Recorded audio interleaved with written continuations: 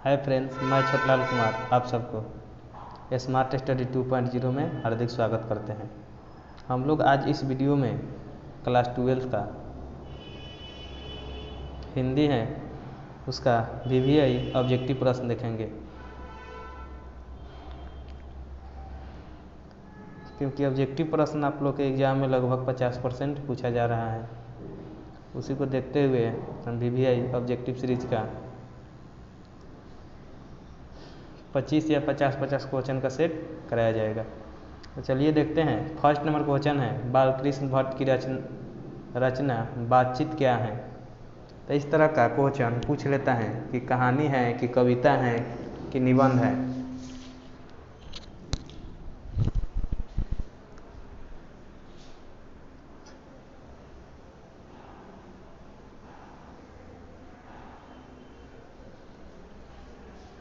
तो इसका जो सही उत्तर होगा यानी बातचीत एक ललित निबंध है, यानी कि ऑप्शन नंबर डी हो जाएगा।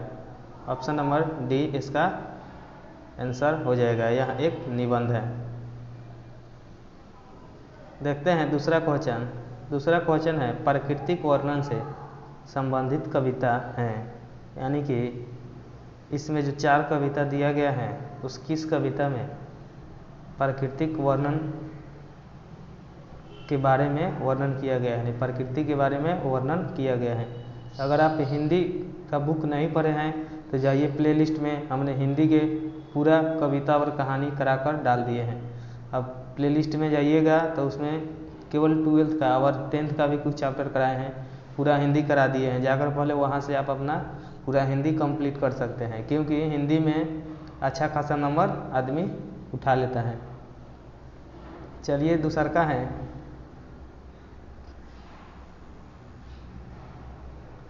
कि प्राकृतिक वर्णन से संबंधित कविता कौन है। तो प्राकृतिक वर्णन से संबंधित कविता है उषा, यानी ऑप्शन बी हो जाएगा। आप लोग ज़रूर कमेंट करके बताइएगा कि इसमें से कितना प्रश्न का उत्तर आप दिए हैं और कितना आपका सही हुआ। आगे हैं, अर्धनारीश्वर का किस विधा से संबंध है, यानी अर्धनारीश्वर क्या है। तो आप लोग जानते होंगे कि अर्धनारीश्वर जो कहानी है उसमें भगवान शिव और पार्वती का जो कल्पित रूप है, जिसमें आधा शिव और आधा पार्वती है, उसी के बारे में वर्णन किया गया है। और समाज में स्त्री और पुरुष के बीच समानता दिखाया गया है कि जितना इस समाज में जरूरत स्त्री का है उतना ही पुरुष का भी है, यानी कि स्त्री पुरुष दोनों एक समान है। तो इसका जो ऑप्शन हो जाएगा कि अर्धनारीश्वर एक निबंध है। देखते हैं 4 नंबर क्वेश्चन है कि प्रगति और समाज किनकी रचना है, यानी प्रगति और समाज किसने लिखा है या किसने रचा है। तो इसको लिखा है नामवर सिंह, यानी ऑप्शन नंबर क्या हो जाएगा, बी हो जाएगा। 5 नंबर क्वेश्चन है, तिरिच के रचनाकार कौन है। जो तिरिच है इसमें एक सांप के बारे में, यानी जो तिरिच की तरह होता है, मतलब कहिए तो सांप के ही प्रजाति होता है, उसी के बारे में वर्णन किया गया है। जो लेखक रहते हैं उनके सपने में यह आता है। नहीं, अगर इस कहानी को आप पढ़े हैं तो जाकर प्लेलिस्ट में देख सकते हैं, पूरा हम पढ़ाकर डाल दिए हैं।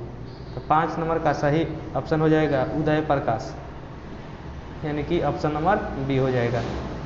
देखते हैं छठा क्वेश्चन है, इसमें से कौन सी रचना ओम प्रकाश वाल्मीकि की है। तो इसमें से ओम प्रकाश वाल्मीकि की कौन सी रचना है। तो जूठन जो है वह ओम प्रकाश वाल्मीकि की रचना है।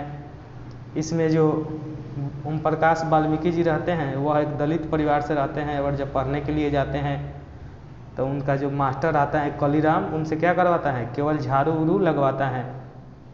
तो जो दलित समाज है उसी के बारे में इस कहानी में वर्णन किया गया है, जो वाल्मीकि जी का है। तो वाल्मीकि जी के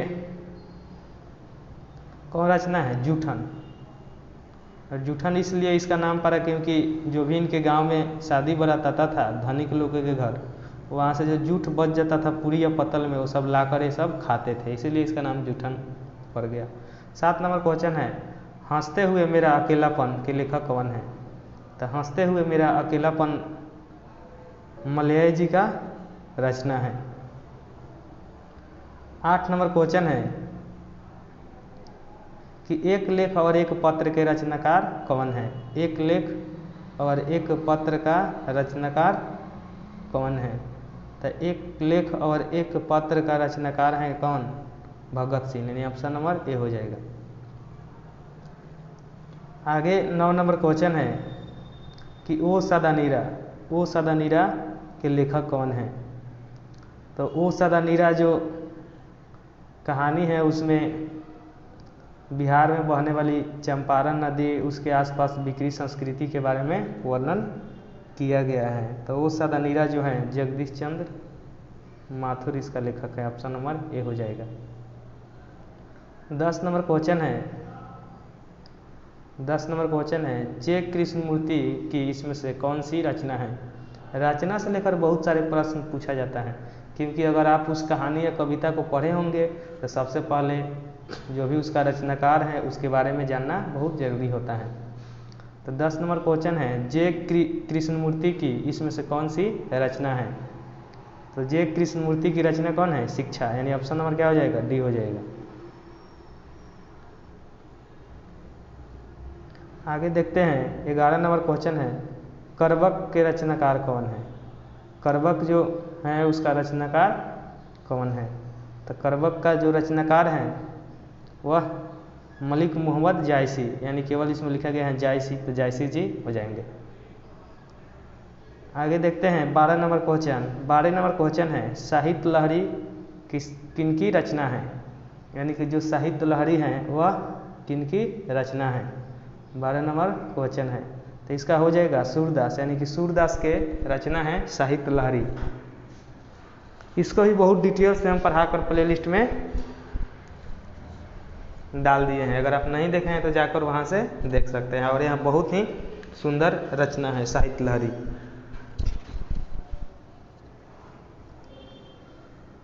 13 नंबर देखते हैं कवितावली के रचनाकार कौन है? तो कवितावली का रचनाकार कौन है? 13 नंबर क्वेश्चन। तो तुलसीदास जी की बहुत ही सुंदर रचना है कवितावली, इसका ऑप्शन क्या हो जाएगा? बी हो जाएगा। आगे हैं छत्रसाल दशक के रचनाकार कौन है? तो जो छत्रसाल दशक हैं उसका लेखक भूषण, ऑप्शन नंबर सी हो जाएगा। आगे देखते हैं 15 नंबर क्वेश्चन है जयशंकर प्रसाद किस वाद से संबंधित रचनाकार हैं? इस तरह पूछता है किस युग से या किस वाद से संबंधित है। इनका जो भी रचना आता है वह किस पर आधारित रहता है? तो ये छायावादी हो जाएगा, छायावादी। जिस तरह रामधारी सिंह दिनकर के बारे में पूछता है कि ये कौन से राष्ट्र कवि हैं, तो रामधारी सिंह दिनकर, क्योंकि उनका जितना भी कविता आता है वह देशभक्ति पर आधारित रहता है, इसलिए रामधारी सिंह दिनकर को क्या कहा जाता है? राष्ट्र कवि कहा जाता है। आगे हैं पुत्र वियोग किसकी रचना है? तो जो पुत्र वियोग है वो सुभद्रा कुमारी चौहान की रचना है, यानी ऑप्शन नंबर ए हो जाएगा। आगे देखते हैं 17 नंबर क्वेश्चन है जन जन का चेहरा एक के रचनाकार कौन है? तो जो जन जन का चेहरा है, जन जन का चेहरा एक के रचनाकार कौन है? तो 17 नंबर का हो जाएगा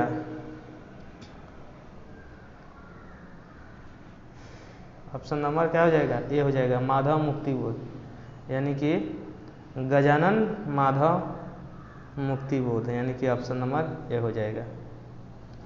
आगे हैं 18 नंबर रघुवीर सहाय का जन्म स्थान कौन सा है?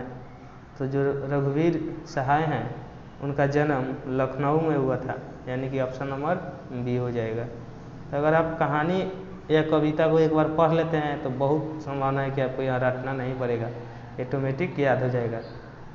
जिस तरह किसी फिल्म का आदमी देखता है उसका जो भी पात्र होता है वो आदमी याद हो जाता है अपने आप, ठीक उसी प्रकार कहानी और कविता को अगर आप डिटेल से पढ़ लेते हैं तो आपके दिमाग में एकदम याद हो जाएगा। 19 नंबर क्वेश्चन है प्यारे नन्हे बेटे को किसकी रचना है। यानी 19 नंबर क्वेश्चन विनोद कुमार शुक्ल, इसका एक 10वीं क्लास में भी आप लोग पढ़े होंगे, मछली कहानी भी है विनोद कुमार शुक्ल का, जो 10th में पढ़ना है। हार जीत के रचनाकार कौन है, यानी कि जो हार जीत है उसका रचनाकार कौन है, 20 नंबर क्वेश्चन है। तो अशोक वाजपेयी हार जीत के रचनाकार हैं। आप लोग के 10th में पढ़ना है, एक अनबियो कहानी है, उसका भी लेखक वाजपेयी जी हैं। आगे दिया है अमृत का प्रवाची शब्द। प्रवाची शब्द का मतलब होता है कि एक ही वस्तु का अनेक नाम, जैसे सूर्य को अनेकों नाम से आदमी पुकारता है, जैसे हो गया दीनानाथ, भास्कर, सूर्य, आदित्य, तो उसी को कहा जाता है प्रवाची शब्द। यानी एक ही वस्तु का बहुत सारे नाम को बोला जाता है क्या, प्रवाची शब्द। जो अमृत होता है उसको, अमृत को क्या बोला जाता है, सुधा भी बोला जाता है। जैसे आप लोग सुधा मिल किस तरह देखे होंगे, नाम सुनेंगे, तो अमृत का क्या होता है, सुधा। अश्व का प्रवाची शब्द, अश्व मतलब क्या होता है, घोड़ा होता है, तो अश्व का प्रवाची शब्द हो जाता है घोड़ा हो जाएगा, बाजी हो जाएगा, तुरंग हो जाएगा, इस तरह। इसका ऑप्शन नंबर क्या हो जाएगा, सी हो जाएगा। 23 नंबर है वन में चरने वाला,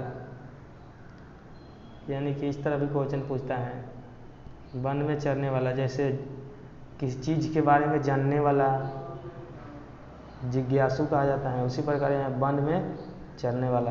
23 नंबर क्वेश्चन है वन में चरने वाला, तो इसका हो जाएगा जानवर। ऑप्शन नंबर क्या हो जाएगा, बी हो जाएगा। आगे 24 नंबर है स्वीकार करने योग्य। तो जो भी कुछ बात होता है जो स्वीकार करने योग्य हो, उसको हिंदी भाषा में क्या कहा जाता है, तो स्वीकृति। ऑप्शन नंबर क्या हो जाएगा, सी हो जाएगा। आगे देखते हैं 25 नंबर, जिस पुरुष की स्त्री मर गई हो उसे क्या कहा जाता है। जिस पुरुष की स्त्री मर गई हो, तो जिस स्त्री का अगर पति मर जाता है उसको कहा जाता है विधवा। उसी प्रकार जिस पुरुष का स्त्री मर जाती है उसको कहा जाता है विधुर। इसका ऑप्शन नंबर क्या हो जाएगा, सी। तो चलिए आज इस वीडियो में 25 क्वेश्चन देखे हैं हम लोग ने। आप लोग ज़रूर कमेंट करके बताइएगा कि इस 25 क्वेश्चन में आप लोग कितना याद था, कितना आप अपने से लगा सकते थे। चलिए, अगर आप लास्ट तक वीडियो देख रहे हैं तो बहुत बहुत धन्यवाद। चैनल पर अगर पहली बार हैं तो इसको सब्सक्राइब कर लीजिए और अपने दोस्तों के साथ भी शेयर करिए, जो भी रिलेटिव में पढ़ने वाला हैं उनके पास शेयर करिए। और वीडियो देखकर बहुत सारे ऐसे बच्चे हैं जो लाइक नहीं करते हैं, वीडियो देखकर इसी तरह